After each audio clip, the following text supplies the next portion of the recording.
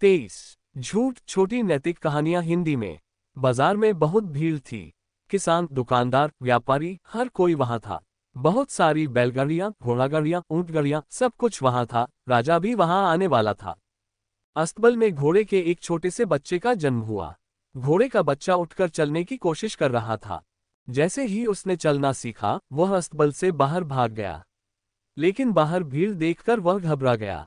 बाहर इतना शोर था कि वह डर गया और गाय और बैल के बीच छिप गया। घोड़े का मालिक उसे ढूंढते हुए वहां आ गया।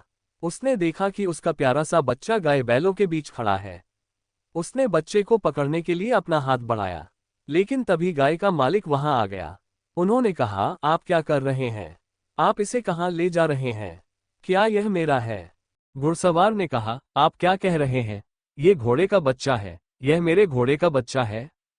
नहीं, ये बच्चा मेरी गाय का है। देखो कितने प्यार से वह इसके पास खड़ा है। गाय के मालिक ने कहा। बच्चों के बीच झगड़ा हो गया। तभी राजा वहां आए। गाय का मालिक और घोड़े का मालिक राजा के पास आए और अपनी बात बताए।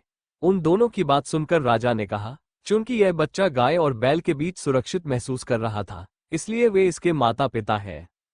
घोड़े के मालिक को राजा की आज्ञा का पालन करना पड़ा। उसने बछड़ा चरवाहे को दे दिया। कुछ दिनों के बाद राजा अपनी गाड़ी से कहीं जा रहा था। उसने देखा कि एक आदमी सड़क के बीचों बीच मछली पकड़ने का जाल फैलाए बैठा है। राजा ने सोचा कि अवश्य ही कोई पागल व्यक्ति होगा।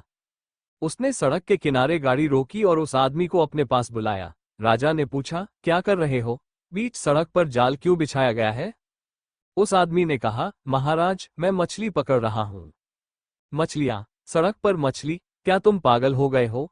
राजा ने पूछा। आदमी ने आदरपूर्वक कहा, महाराज, यदि गाय और बैल घोड़े को जन्म दे सकते हैं, तो मैं सड़क पर मछली क्यों नहीं पकड़ सकता?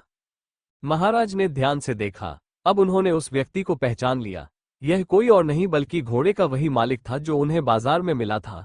उसने तुरंत अपने सैनिकों को आदेश दिया, जाओ, उस मवेशी के मालिक को बुलाओ और उसे लाओ, तुरंत। गाय के मालिक को उसका बच्चा लौटाना पड़ा। उन्हें झूठ बोलने की सजा भी मिली।